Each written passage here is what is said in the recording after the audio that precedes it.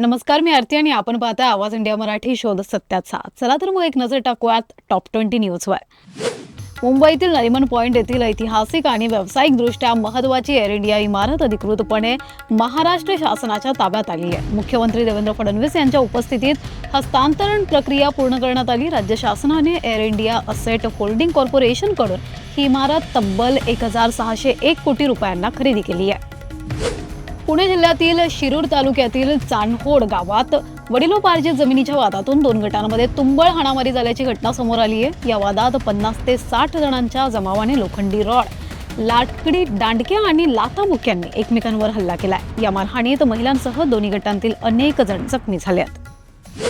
नीट paper फुटी प्रकरणातील या गंभीर प्रकरणाची नैतिक जबाबदारी स्वीकारून केंद्रीय शिक्षण मंत्री धर्मेंद्र प्रधान यांनी आपल्या पदाचा तातडीने राजीनामा द्यावा. या मागणीसाठी सोशल मीडियावर धुमाकूळ घालणारी कॉकरोच जनता पार्टी आता थेट रस्त्यावर उतरणार आहे. येत्या 6 जून रोजी नवी दिल्लीतील ऐतिहासिक जंतर मंतर मैदानावर या प्रकरणी एक मोठं देशव्यापी शांततापूर्ण आंदोलन उभारण्यात येणार आहे. सोलापूर स्थानिक स्वराज्य संस्था मतदारसंघाच्या विधान परिषद निवडणुकीत काँग्रेसला मोठा धक्का बसला आहे. काँग्रेसचे अधिकृत उमेदवार आदित्य फतेपूरकर यांचा उमेदवारी अर्ज छाननी दरम्यान अवैध ठरवून बाद करण्यात आलाय. जिल्हाधिकारी तथा निवडणूक निर्णय अधिकारी एस कार्तिकेयन यांनी हा निर्णय दिलाय. विशेष म्हणजे सूचक म्हणून अर्ज केलेल्या व्यक्तीच्या हरकतीनंतर ही कारवाई झाली. यामुळे भाजपचे उमेदवार राजेंद्र राऊत यांचा विजयाचा मार्ग अधिक सुकर झाल्याची राजकीय चर्चा रंगली आहे. गुजरातमधील सुरत जिल्ह्यातून एक अत्यंत थरकाप उडवणारी आणि भीषण अपघाताची बातमी समोर आली आहे. सुरत जिल्ह्यातील बारडोली जवळून जाणाऱ्या धुळे हायवेवर महाराष्ट्र राज्य परिवहन मंडळाच्या 2 एसटी बसचा अत्यंत भीषण अपघात झालाय. हा अपघात इतका भयानक होता की धडकेनंतर एक एसटी बस थेट महामार्गावर उलटली आणि क्षणार्धात बसला भीषण आग लागली. या आगीच्या भक्ष्यस्थानी पडलेल्या 7 प्रवाशांचा जागीच होरपळून दुर्दैवी मृत्यू झाला. मृतांचा आकडा आणखी वाढण्याची भीती देखील व्यक्त केली जाते.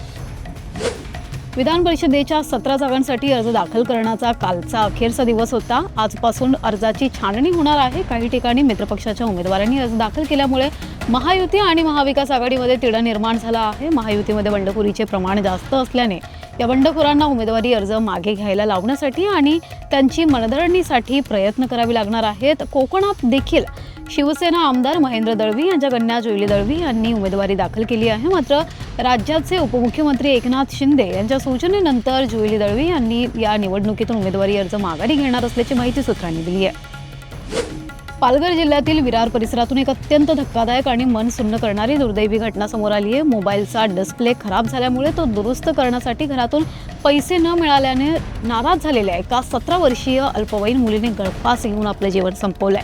या दुःखद घटनेमुळे संपूर्ण विरार परिसरामध्ये कमालीची हळहळ व्यक्त केली जाते.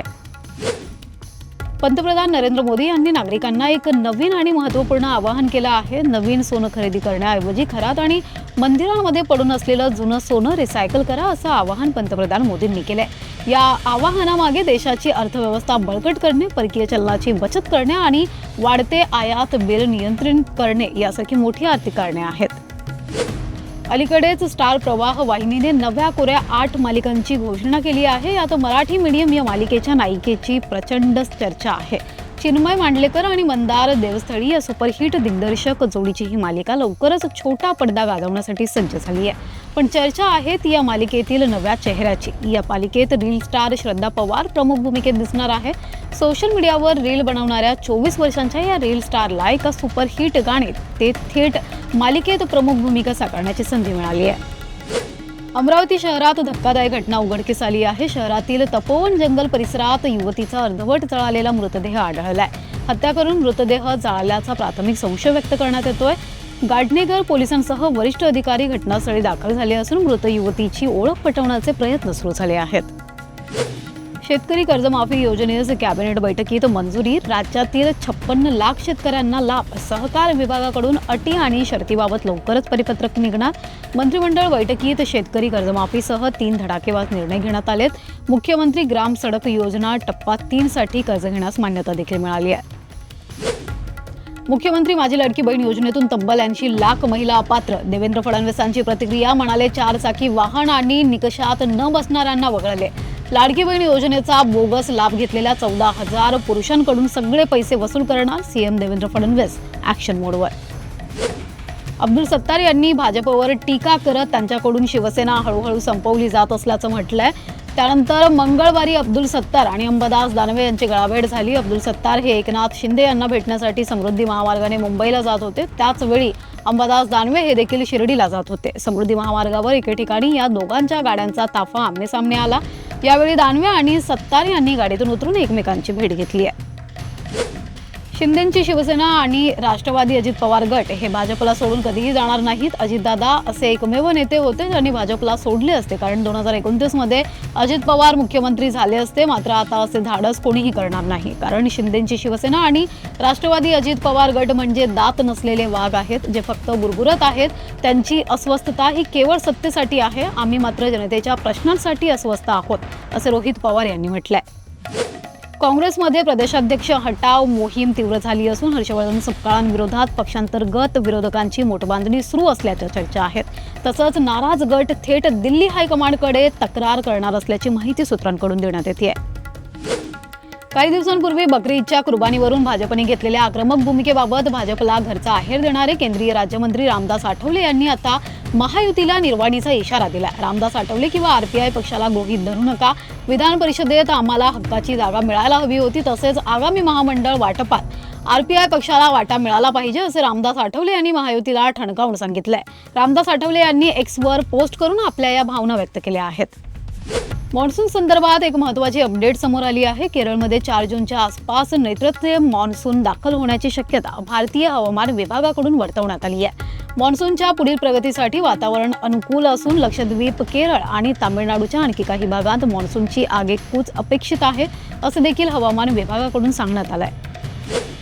मुंबईसह राज्यातील अनेक भागांमध्ये मान्सूनपूर्व पावसाने दमदार हजेरी लावली आहे. त्यामुळे गेल्या काही दिवसांपासून असह्य उकाड्याने हैराण झालेल्या नागरिकांना मोठा दिलासा मिळाला असून वातावरणात गारवा निर्माण झालाय. दुसरीकडे सातारा जिल्ह्यातील खटाव तालुक्यात डिस्कळ, ललगुण आणि बुध परिसरात वादळी वाऱ्यासह मोठी गारपीट झाली. मराठवाड्यातही परभणी, बीडतील काही भागांमध्ये गारपिटीमुळे फळबागांचे मोठे नुकसान झाले आहे. अन्न व औषध प्रशासन आयुक्त तुकाराम मुंढे यांनी कडक शब्दात इशारा दिला. आरोग्याशी खेळ करणाऱ्यांना सोडणार नाही असं म्हणत कारवाई अधिक तीव्र होणार असल्याचे स्पष्ट संकेत दिले आहेत. तुकाराम मुंढे यांच्या या विधानानंतर गुटखा, पान मसाला विक्रेत्यांचे धाबे दणाणले आहेत. दरम्यान 25 मे रोजी तुकाराम मुंढे हे अन्न आणि औषध प्रशासनाच्या आयुक्तपदाचा पदभार स्वीकारला होता. गेल्या 21 वर्षांच्या प्रशासकीय कारकिर्दीत तुकाराम मुंढे यांची तब्बल 25वी बदली ठरली आहे. अमेरिका आणि इराण यांच्यातील संघर्षाचा परिणाम भारतावरही झालाय. गेल्या काही काळापासून भारताला होणारा LPGचा पुरवठा घटला आहे. भारतात सरकारने पेट्रोलियम कंपन्यांना LPG सिलेंडरचा अतिरिक्त साठा ठेवण्याचे निर्देश दिले असून गॅसच्या किमतीतही वाढ केली जात आहे. याच पार्श्वभूमीवर कमर्शियल आणि 5 किलोच्या छोट्या सिलेंडरच्या दरात पुन्हा वाढ करण्यात आली आहे. सध्या या बातमीपत्रात एवढंच. पुढील घडामोडींसाठी बघत रहा आवाज इंडिया मराठी, शोध सत्याचा.